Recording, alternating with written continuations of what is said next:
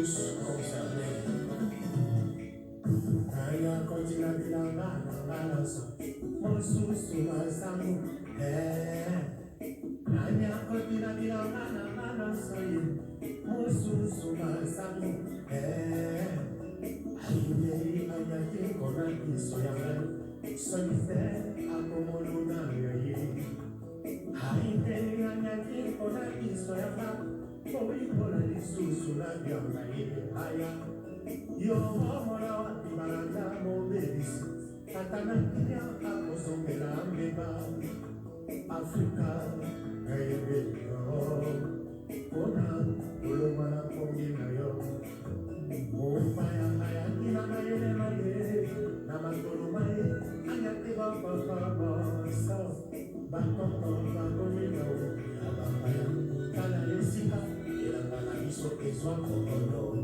Mopaya ayakina mayele maye, namakolo maye, ayate bapa basa, bakoko bakomina o, Abapaya, kana esika. Afrika ezonga.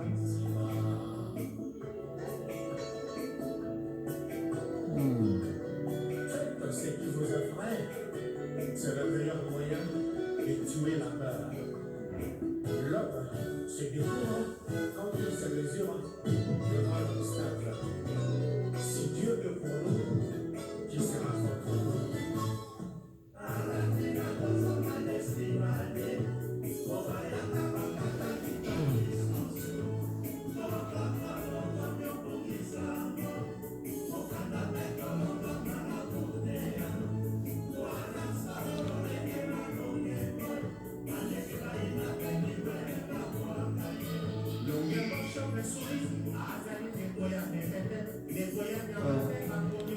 En Afrique, moi j'ai grandi au village et beaucoup de gens confondent nos villages à nous aux enfers. Nos villages ne sont pas des enfers. Je sais que la tendance extravertie, on la trouve en Afrique, on la trouve aux États-Unis d'Amérique, on la trouve en Orient, on la trouve en Occident en général. Je ne pense pas trop qu'il y a eu des Africains qui ont, à l'aide de leur pirogue, ils ont envoyé des invitations aux explorateurs pour qu'ils puissent venir. Et pour ne pas se limiter à l'exploration seulement, comme ils ont été à la Lune, depuis qu'ils ont été à la Lune, nous étions des enfants, jusqu'à nos jours, personne n'est allé habiter la Lune. S'il y a des richesses à la Lune, comment? Personne n'est allé là-bas, puisqu'il n'y avait personne là-bas. Les humains n'habitent pas la Lune. Ils sont allés, ils ont fait ce qu'ils pouvaient faire. Mais même si en Afrique, quand ils sont arrivés, ils n'ont jamais cohabité avec les singes. Pas avec les éléphants ou comment. Mais ils sont venus là où ils ont trouvé des humains comme eux. Des hommes comme eux. Alors ils sont venus cohabiter avec leurs semblables. C'est vraiment étonnant qu'on puisse confondre aujourd'hui les Africains aux singes, les Africains aux cobayes, les Africains aux éléphants, aux Africains aux accompagnateurs de l'homme blanc sur terre ou des autres races. Des races pures, comme on peut dire. Et moi, je dirais peut-être que ce sont des races pires. C'est anormal. Je suis avec beaucoup d'intérêt ce que les aînés font. Puisque nous sommes ici au village, on est chez nous, mais nous avons des frères qui ont quand même tissé quelques liens d'amitié avec nos bourreaux. On doit se le dire. Ce n'est pas moi qui, par méchanceté quelconque, n'a jamais été méchant nous autres. Non. La méchanceté, c'est un type, c'est un caractère de la race humaine Et peut-être que nous sommes obligés peut-être d'adopter, peut-être c'est le meilleur caractère, et la gentillesse, la courtoisie, l'hospitalité, peut-être ce sont des concepts qui ne marchent pas trop bien avec le respect de la personne humaine. C'est ce que nous avons fourni, c'est ce que nous avons donné à nos visiteurs, à nos explorateurs, à tous ceux qui sont venus, même aux familles colonisateurs, c'est ce que nous avons fait. Unilever, son créateur, tout ça, il est venu, il est arrivé à l'Ifombo chez nous. On lui a donné, à Botek, on lui a donné des terres, à Ligimba, partout, Mindonga. Non, écoutez, prenez. Mais, à notre grande surprise, 100 ans après aujourd'hui, cette hospitalité-là s'est plutôt transformée à une haine macabre. C'est vraiment un paradoxe. Tout le monde parle aujourd'hui de l'OMS. Il y a un Congolais, Jérôme, qui a fait un travail. Il avait prêté serment, il a prêté le serment d'Hippocrate, rien que pour sauver les vies humaines. Mais c'est stupéfiant, c'est étonnant de se rendre compte aujourd'hui qu'il y a des gens qui ont prêté les mêmes serments d'Hippocrate pour exterminer les races dites secondaires, inférieures, primitives ou des sous-hommes. Et c'est la race noire. Les cobayes, c'est en Afrique, tout c'est en Afrique. Mais la question, la plus grande question, moi je me pose toujours cette question-là. Parce que j'ai été tout, hein. J'ai été réfugié, j'ai été exilé, j'ai été déplacé de guerre, j'ai été orphelin, j'étais enfant, et tout. En tout cas, j'ai connu toutes ces situations-là, moi. Dans le cadre de ma lutte, de mon activisme, j'ai connu toutes ces choses-là. Et je me disais au départ que les Nations Unies, c'était une véritable opportunité. C'est-à-dire, après la Deuxième Guerre mondiale, toutes les nations du monde se sont mises ensemble et ils ont créé ce qu'ils ont créé pour qu'il y ait la paix. La Charte des Nations Unies en est une preuve. Comme on chante dans notre chant des Croix-Rouges et sur Filino, en tout cas, Genève en était l'histoire de l'Aridina, en fait. On est dépassé. L'ONU des noms, l'ONU des tristes mémoires pour le Congo et pour toute l'Afrique. L'ONU. Pas seulement à ce niveau-là, l'Asie en a connu de toutes les couleurs aussi. Et bien, tout le monde entier, il y a une catégorie, il y a une race, il y a une catégorie de personnes, de surdoués, qui mettent le monde mal à l'aise. Le monde entier est mal à l'aise. Ils suivent les gens jusque chez eux pour aller les coloniser, les maltraiter, les vendre comme étant des esclaves et tout faire. Et du coup, on présente l'ONU pour nous dire que voilà la solution.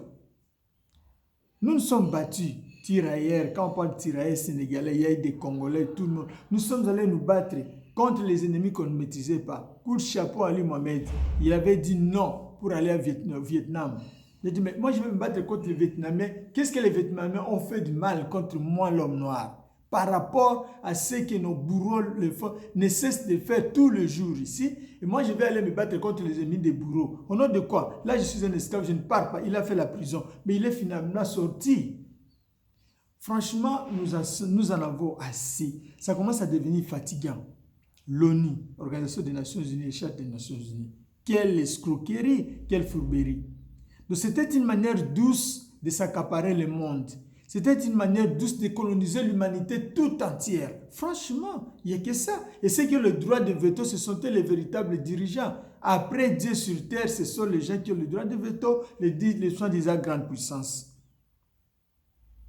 Franchement, c'est quoi la puissance? Je ne pense pas trop, en dehors de Dieu lui-même, qu'il y a une puissance éternelle sur cette terre des hommes. On n'a jamais connu cela. Mais nos amis pensent qu'ils resteront des éternels puissants. La Bible nous a donné une très grande illustration autour du personnage de Moïse. Une force parfaite par la faiblesse parfaite. Franchement, nous sommes faibles dans tout. Mais comprenez qu'avec de telles découvertes, tôt ou tard, Dieu finira par faire quelque chose. Puisque c'est lui le créateur, en fait. L'ONU des tristes mémoires. L'ONU, nous en avons assez avec cette organisation-là.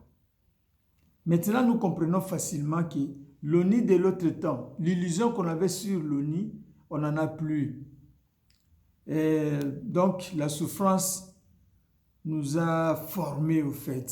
La souffrance nous a enlevé des écailles de nos yeux. On a pu se rendre compte que l'ONU, en réalité, n'est qu'un outil puissant de grande puissance pour maîtriser l'humanité tout entière. Les textes de l'ONU, la Charte des Nations Unies, est systématiquement violé par ces mêmes grandes puissances. C'est clair ou pas? La situation est très claire. L'ONU travaille pour l'intérêt de ces grandes puissances-là. C'est un instrument, c'est un outil de colonisation. Le néocolonialisme est très puissant. Mais je pense aujourd'hui, à force d'être aux extrêmes avec cette violence-là, les gens comme les morts commencent à se réveiller. On n'était que des morts. Qui pouvait donc oser toucher à l'ONU? Donc ne fût-ce que témoigner ce qu'ils voient, ce qui pouvait vivre des mal de l'ONU. Personne. On a eu tellement peur qu'aujourd'hui, on est prêt à mourir. Franchement.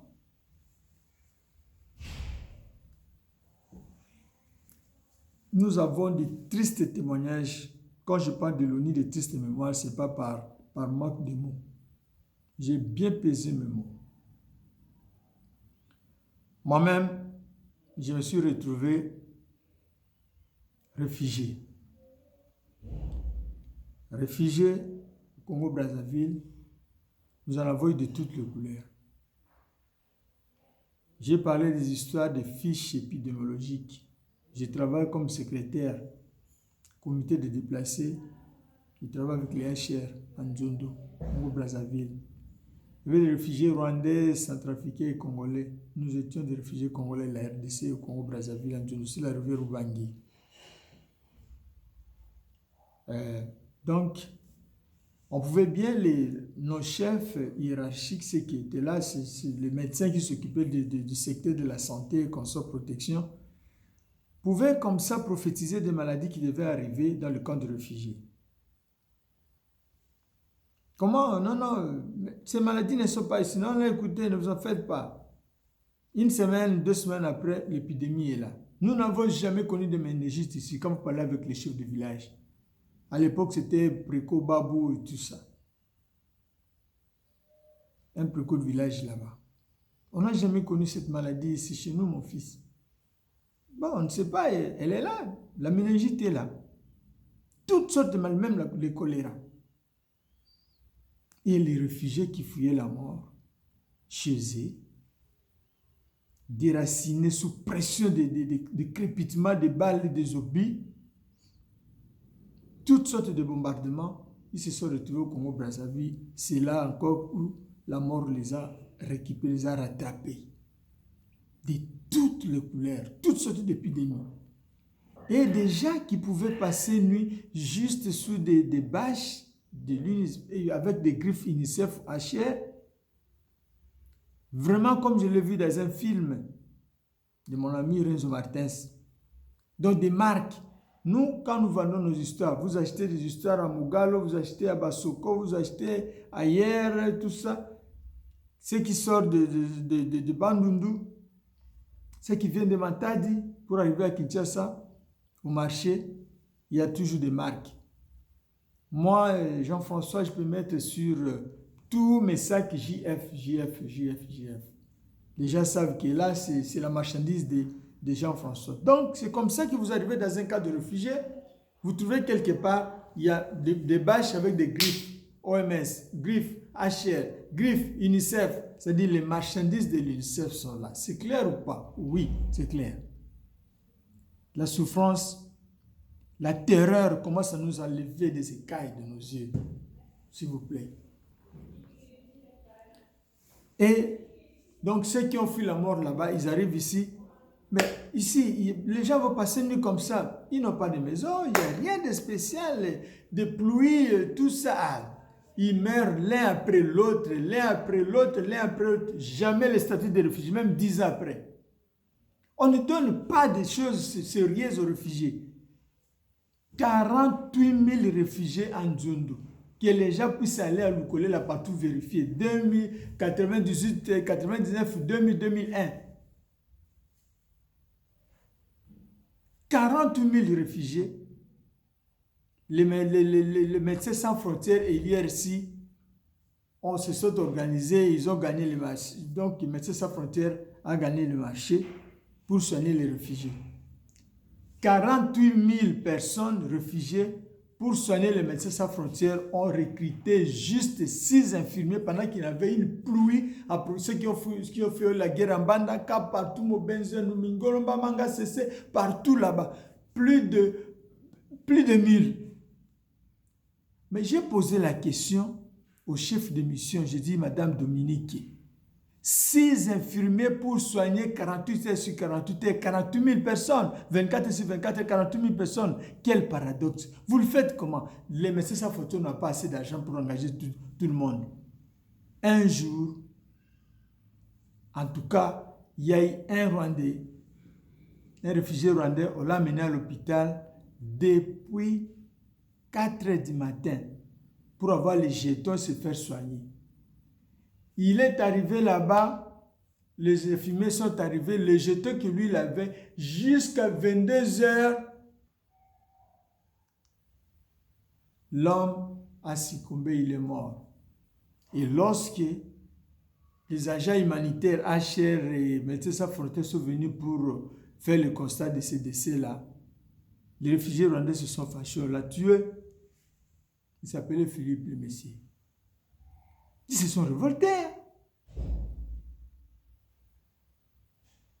Les organisations internationales, les agences des Nations Unies, c'est comme ça qu'elles se comportent. HR qui gouverne, qui fait la gestion, l'administration des camps de réfugiés, c'est comme ça que les HR fonctionnent avec ces organisations, Médecins Sans Frontières, IRC, CICR, toutes les organisations qui l'entourent, c'est comme ça que ça fonctionne. Ici à Dakar, pour ne parler que de ça, Goma, partout, Beni, partout, nous sommes passés dans des cas de réfugiés qui fuyaient Saké, partout là-bas, venir dans les camps de réfugiés à Goma. Franchement, ce que nous voyons ailleurs avec les réfugiés, quand même là où il y a un minimum de respect, mais on ne peut pas voir ça en Afrique. Ici, au Sénégal, qu'est-ce qu'on n'a pas vu? Les réfugiés sont ici, centrafricains, de tous les pays qui ont fui toutes sortes de brimades là-bas. Ils quittent Bangui, ils arrivent quelque part, ils disent non, avancez, jusqu'au Mali. Mali, non, pas ici, les bureaux régionaux sur le Sénégal, Gambie, jusqu'à Dakar. Ils arrivent ici, on dit, mais vous avez quitté votre zone. Nous ne savons pas si dans les 4e conventions de Genève ou la Charte des Nations Unies, c'est comme ça stipule toutes ces choses-là. Vous avez quitté votre zone pour venir jusqu'ici, mais ici, il n'y a pas moyen de faire autrement. Ah bon? Mais ils sont arrivés ici à Dakar. Bon, puisqu'il y a quand même quelques témoins gênants, il y a des journalistes sénégalais qui sont un peu très ouverts, tout ça. Les réfugiés au Sénégal, à Dakar, pour l'hôpital pour soigner les réfugiés, c'est à 70 km de Dakar, à Thiès. Et pour aller là-bas, c'est tout un mystère. Allez-y comprendre. Qu'est-ce qui manque à Dakar? Tout ça, c'est pour créer seulement une occasion de faire éliminer les plus faibles et qu'ils meurent. Et les gens sont morts à Dakar aussi.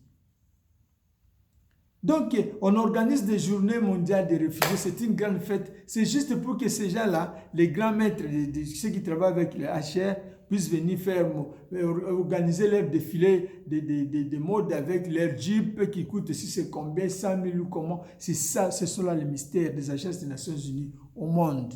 L'UNICEF des tristes mémoires au Congo. Partout en Afrique où je suis passé, un paradoxe, c'est très grave. Vous arrivez au Congo, vous trouvez là-bas, on dit, ah non, ici on les appelle Chégué.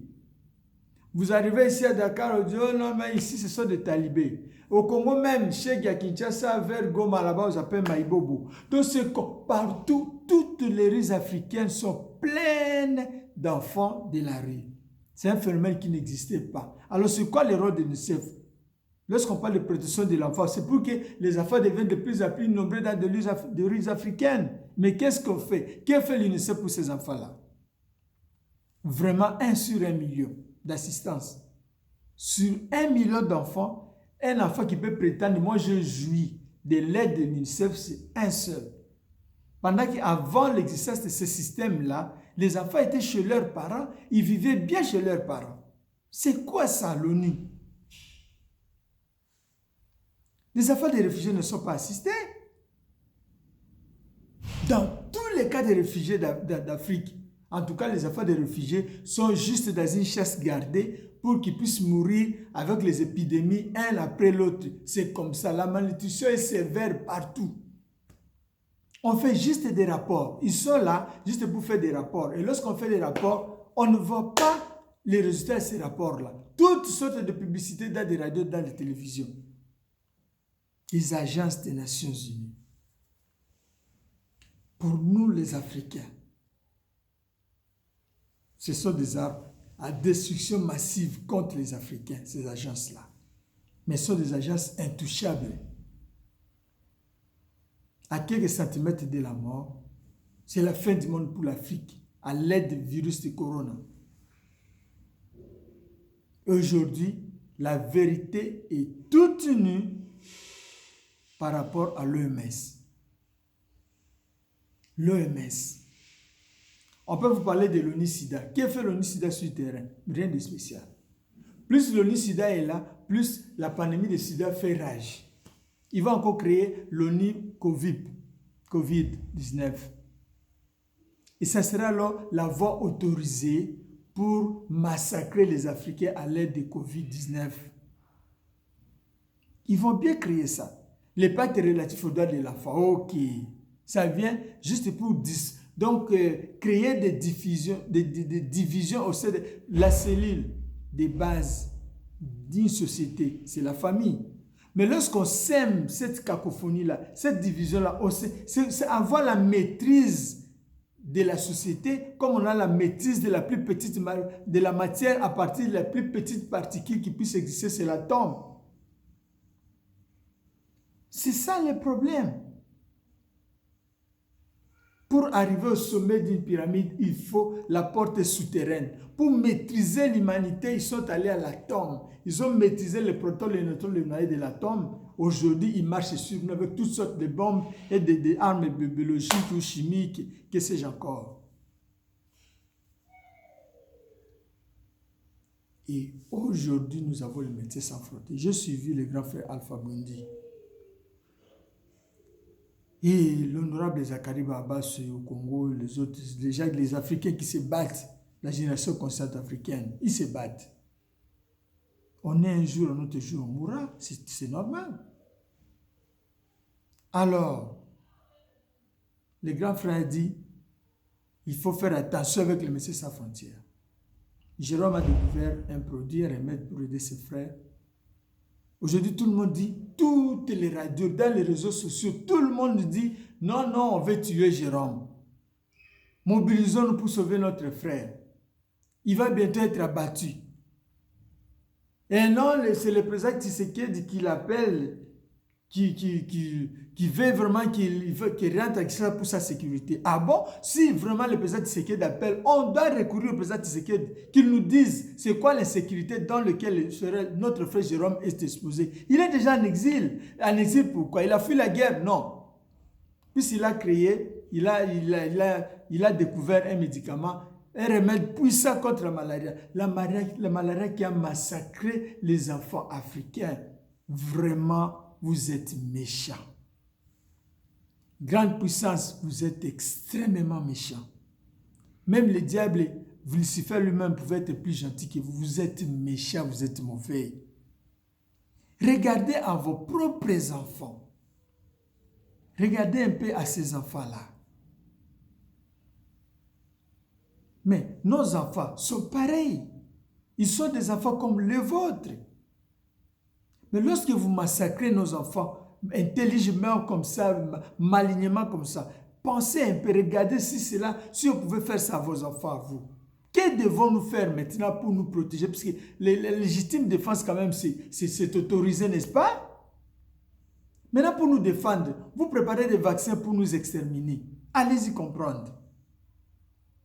Aujourd'hui, on a trouvé un remède là-bas. Nous avons notre médecine traditionnelle. Avant votre arrivée, vous ne pouvez pas nous dire quand même que vos explorateurs vous ont légué des documents, des testaments dans lesquels ils ont écrit que ce sont eux qui sont venus sauver les Africains ici, qui ne faisaient que mourir. Non, il n'y avait pas de tombes partout en Afrique. Il n'y avait pas de cimetières. Il y en avait combien? Mais c'est avec votre arrivée qu'aujourd'hui nous avons entendu des histoires horribles, des fausses communes, tout ça, ça n'existait pas chez nous. Ça n'existe même pas dans notre vocabulaire. Vous êtes méchants, je vous dis vrai. Aujourd'hui, vous êtes déterminés à nous exterminer. Et comme le frère a découvert un remède là-bas pour nous aider, tant soit peu, à notre manière. Puisque nous, on se posait des questions. Moi, personnellement, je me disais, on n'a même plus confiance à leur masque. Mais lorsque les États-Unis d'Amérique se battent contre la France là-bas pour se précipiter, l'Italie et se précipiter des masques, elles viendront d'où pour nous aider, nous, ici en Afrique? On a déjà des problèmes, ne fût-ce que pour manger. D'où viendra encore le chef d'État va trouver comme les bateaux ne circulent même plus. Ça va venir comment ces masques-là? Et Dieu a pourvu, il a fait quelque chose pour que les frères puissent trouver ces médicaments-là. Il est fort, il n'est pas fort. Il faut nous laisser avec ça. Et il faut l'autorisation de Médecins Sans Frontières. Depuis quand? Pour reconnaître cela. Et si on ne reconnaît pas ça, nous attendons, mais nous devons nous attendre à une vaccination donc obligatoire, forcée. Tu refuses, on te tue. Puis ce sont les militaires qu'on va recruter pour tuer ceux qui vont refuser la vaccination. Qui sommes-nous? Nous sommes quoi face à vous? Franchement, appelé à disparaître, n'est-ce pas? C'est trop. Trop n'a jamais été bon, trop c'est trop. Vraiment, tout excès nuit. Nous en avons assez. OMS, il faut laisser les Africains tranquilles, s'il vous plaît. Laissez-nous tranquilles. Le Fonds monétaire international fait son travail de taille avec la Banque mondiale. Des paradoxes comme pas possible. La Banque mondiale a pour but de réduire la pauvreté à travers le monde. Dans son programme JEF, c'est pour la protection de l'environnement. Mais c'est la même Banque mondiale qui finance des sociétés qui massacrent nos forêts. Allez-y comprendre. Sommes-nous des bêtes ou des hommes comme vous, des humains comme vous? En tout cas, si, moi je l'ai dit, je l'ai toujours dit, vous nous direz peut-être que nos frères sont là-bas chez vous. Mais comprenez, vous êtes venus vous accaparer de toute notre richesse ici. Les richesses qui vont chez vous là-bas tous les jours. Imaginez-vous que si vous construisez des usines, il y a de l'or, il y a tout ici. Jusqu'à vous construisez des usines chez nous et les usines fonctionnent ici pour qu'on puisse avoir des produits finis à partir d'ici et puis les amener là-bas. Malin que vous êtes, vous vous arrangez pour donc transporter tout ce qui est brut ici et des usines là-bas pour réduire le chômage chez vous. Vous nous demandez à nous ici de créer, de changer de l'eau à vin pour créer des emplois ici. On va les créer comment? Puisque c'est vous qui agissez de manière qu'on puisse pas avoir des emplois chez nous en Afrique. Toute la matière que vous prenez ici, même le cacao. Ici, nous cultivons le cacao. Les chocolats se produisent chez vous là-bas. Allez comprendre. Ici, c'est le caoutchouc. Vous coupez les mains de noirs pour avoir des caoutchoucs. Et les usines, le goût dur, c'est là-bas chez vous. Vous voulez quoi alors? Nous sommes des chômeurs. Celui qui est... Le chômeur est appelé à vivre une pauvreté extrême, n'est-ce pas? Nous sommes dans la pauvreté orchestrée par vous. Soyez conscients, soyez sincères. Si vous nous demandez dans la Sainte Bible, dans les Saints Coran, tout ça, vous nous demandez la sainteté, le sérieux, l'honnêteté, l'amour. Que faites-vous par contre? Nous en avons assez. Les muets vont commencer à parler. Les sourds auront des oreilles ouvertes. Trop, c'est trop. Y a-t-il pas moyen qu'on puisse s'arranger pour que cette situation puisse être remédiée à l'amiable?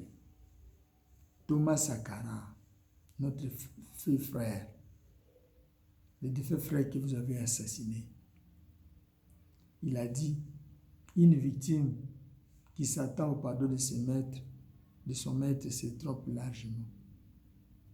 Puisque le maître ne va pas pardonner. Son objectif, ce n'est pas le pardon. Il est conscient de ce qu'il fait. Il sait qu'il agit mal. Mais lui, pour vivre, il peut vivre qu'avec ce mal-là. Nous, au Congo, nous avons tout vu avec des agences des Nations Unies.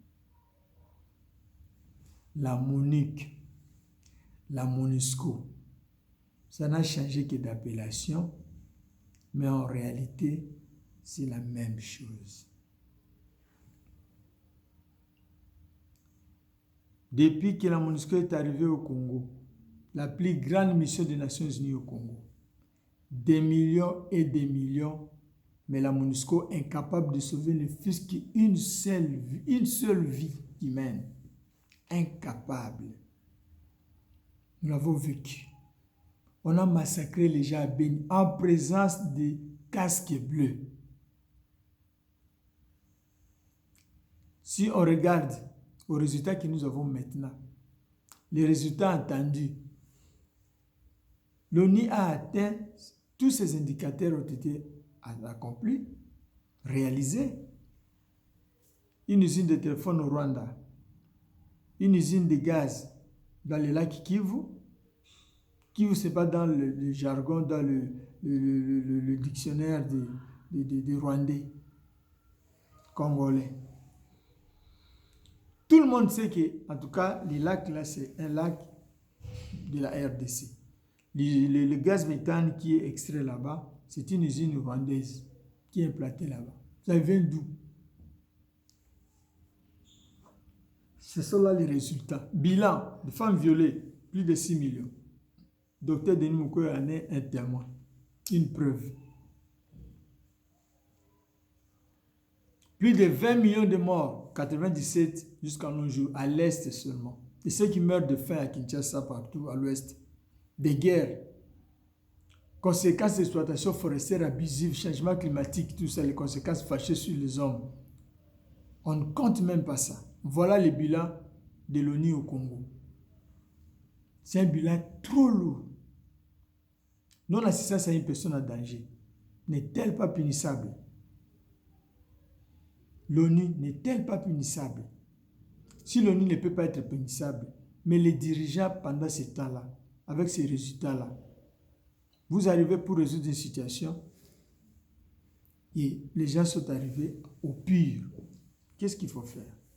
Il faut regarder comme ça ou quoi? Nous sommes fatigués. Vraiment, nous sommes fatigués. L'OMS, vous pouvez nous laisser en paix. Si vous avez des propositions à nous faire, venez avec vos propositions. Mais rendez-nous la paix, s'il vous plaît.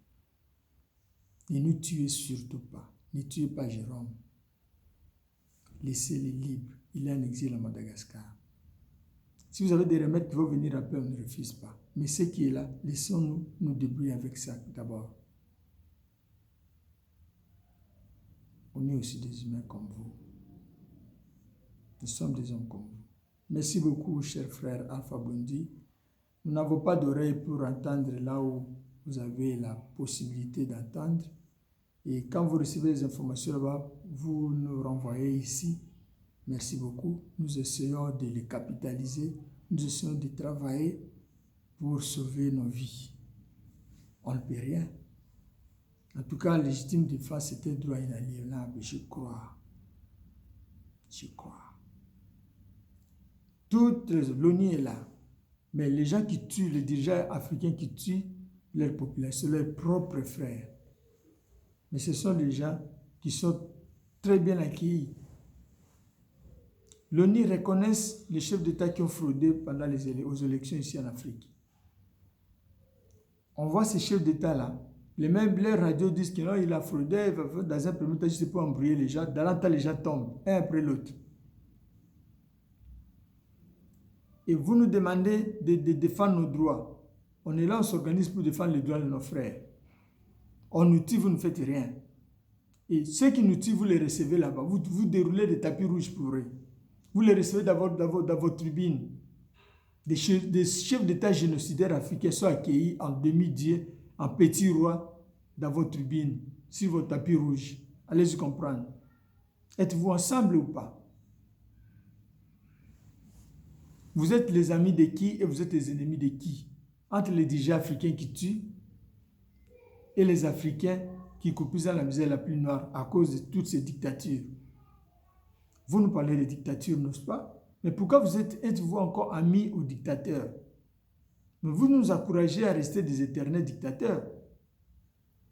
Vous ne voulez pas des dictateurs chez vous, mais vous les fabriquez chez nous. Contre nous.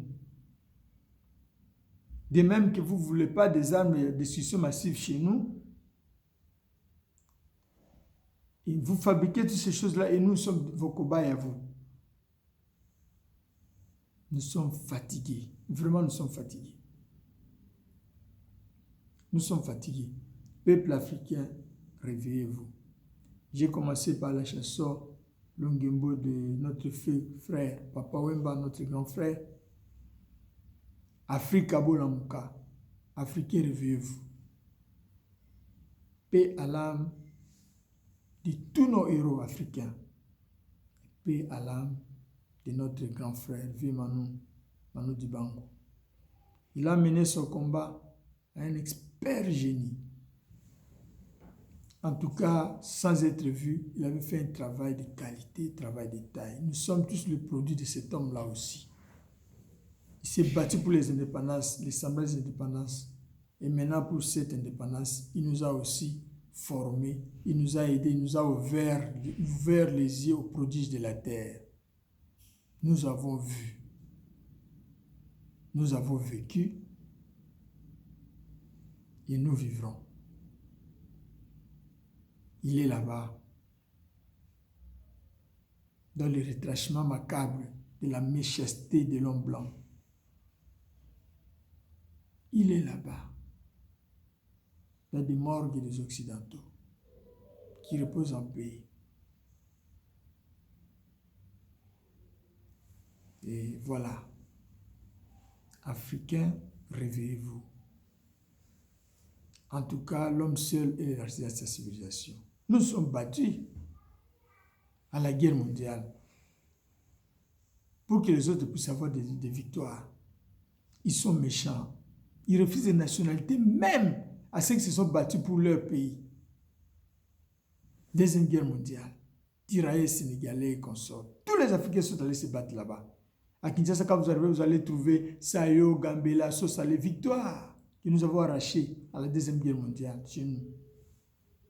La force publique congolaise qui s'est battue en faveur de ces grandes puissances. Ingrate à un niveau que je ne peux même pas m'imaginer, moi. Ils ont refusé des nationalités même à ces pauvres gens-là et leurs descendants. Voilà l'amitié entre nous. Voilà la France-Afrique. Voilà la mondialisation. Voilà.